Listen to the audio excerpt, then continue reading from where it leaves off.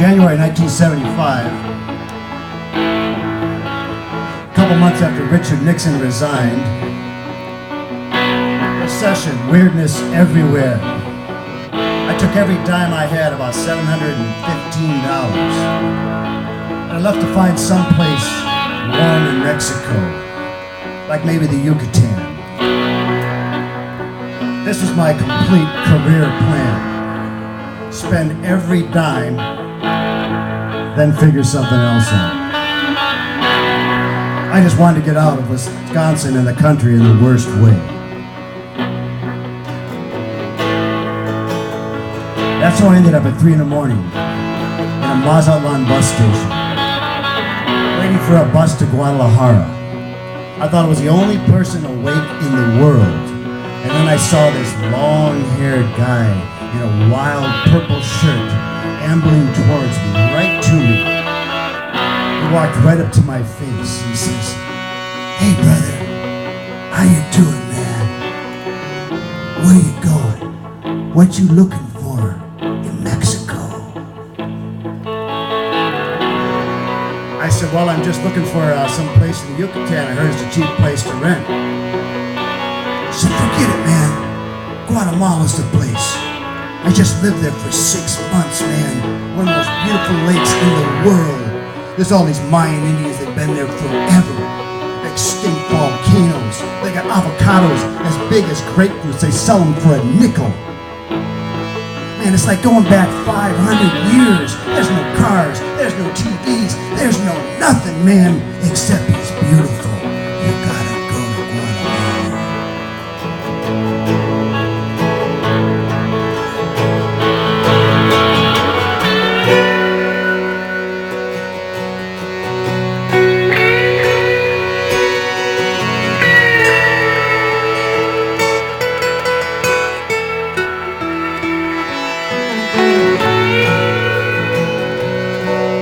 And I said, "Hey, that sounds really good, man, but where the hell is Guatemala? I never heard of the goddamn place." He says, "This is the first country in Central America. It's 2,000 miles from here. Just go there. It'll change your life." So I looked at this guy in his wild messianic eyes and I thought, he's the oracle. He knows. That's exactly where I'm going. I'm going to Guatemala.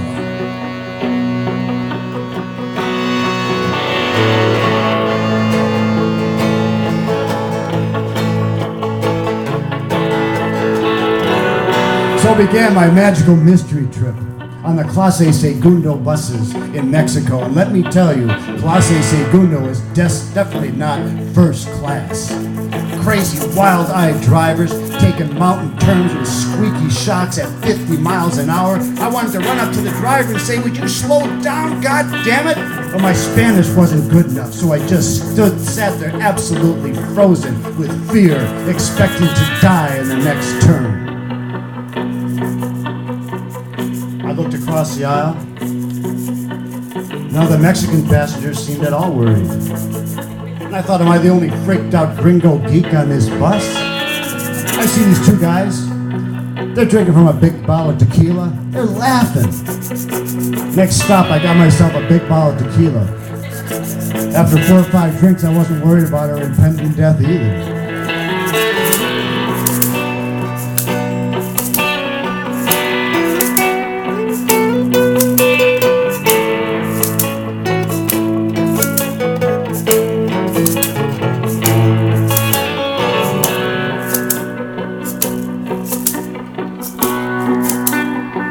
A week later, I crossed into Guatemala and I headed straight for Lake Atitlan with the shimmering blue water and those volcanoes, just like the Mazatlan oracle had said. I crossed the lake to San Pedro, a tiny mailboat filled with Mayan Indians. They had all these baskets piled high with fruits and vegetables and chickens with their legs tied. There was this guy bailing the water out frantically from this little boat because it was leaking. All the Indian women had their heads bowed and their lips were moving. Later I said to someone, "What were those women doing?" He said they were praying. I said, "Why?" He said, "Because they can't swim."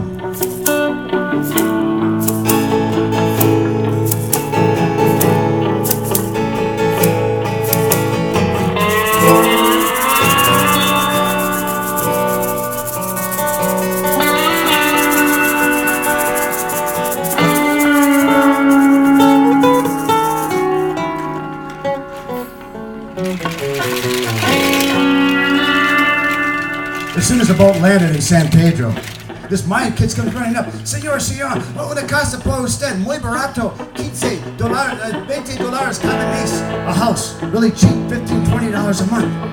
We ran up this hill. He brought me to his dad's house. Mayan guy in a little bowler hat. He shows me the house. One room, hammock, table, bed. $15 a month. I took it. So I shared the courtyard with that Mayan family.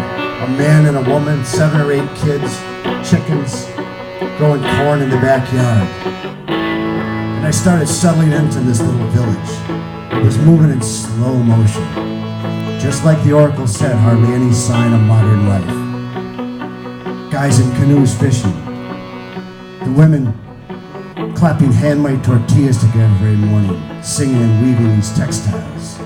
So the life unfolded. There was 10 or 12 other Americans and Europeans like us.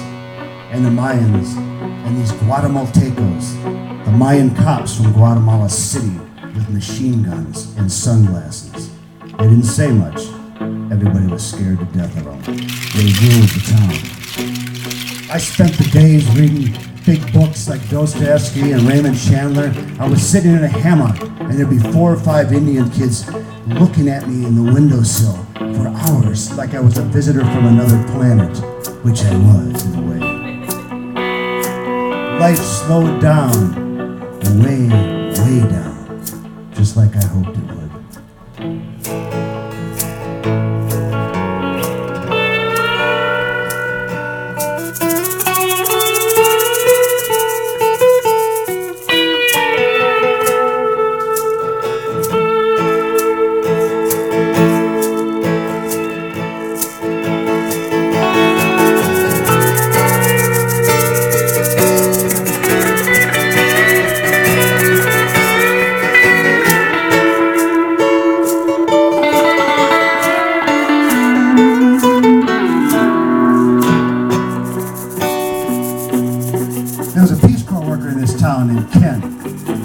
Sailor hat.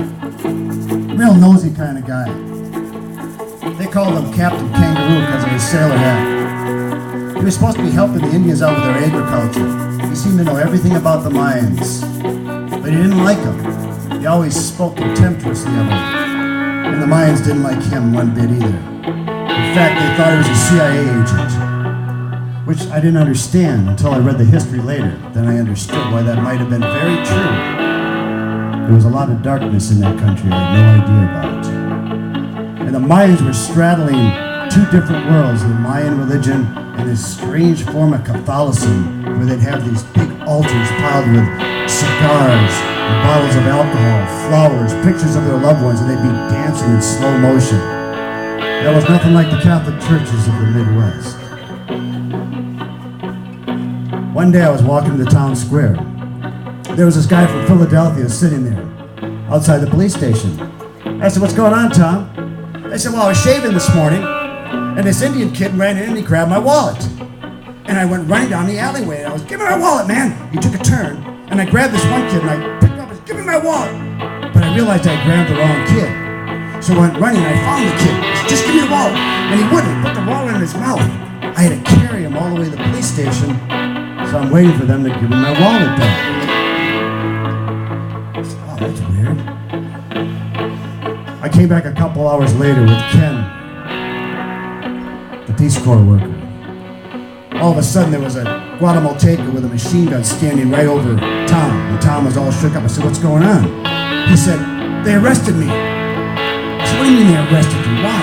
"They stole your wallet." He said, "You know what, the kid I grabbed by mistake? They said I scared him so badly that I put a mouse in his stomach." What the hell does that mean? We asked Ken. Ken says, "That's what the Mayans think. They think when you put a hex on somebody, you literally have put a mouse in their stomach."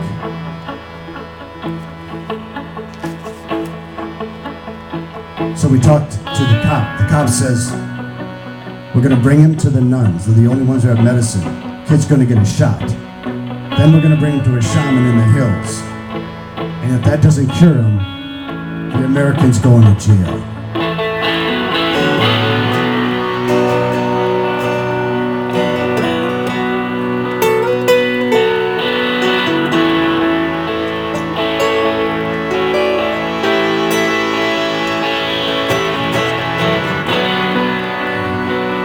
word spread around town.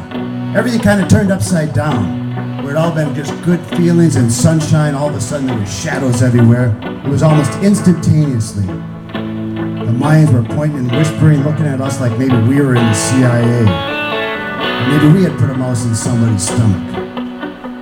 We stayed with Tom because he was so upset. He thought he was going to jail, that he might be tortured or shot, and all that was possible in Central America. A couple hours later, a clean-cut man in a pink Izod golf shirt came walking up.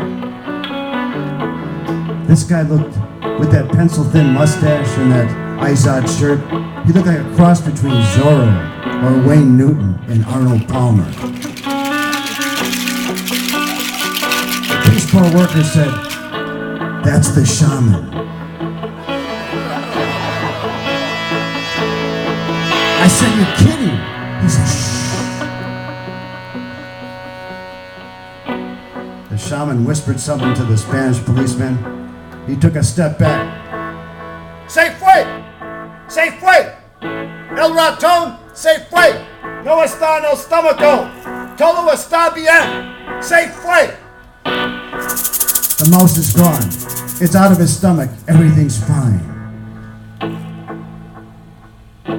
The cop said to Tom, "You can go, but you must leave our country tomorrow. But when you get to the border, somebody may be waiting for you."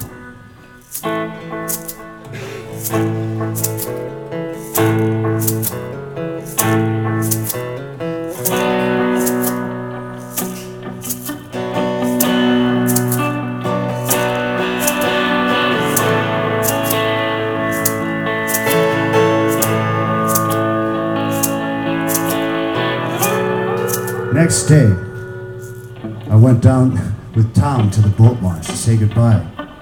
He hadn't slept. He says, "Can you believe this?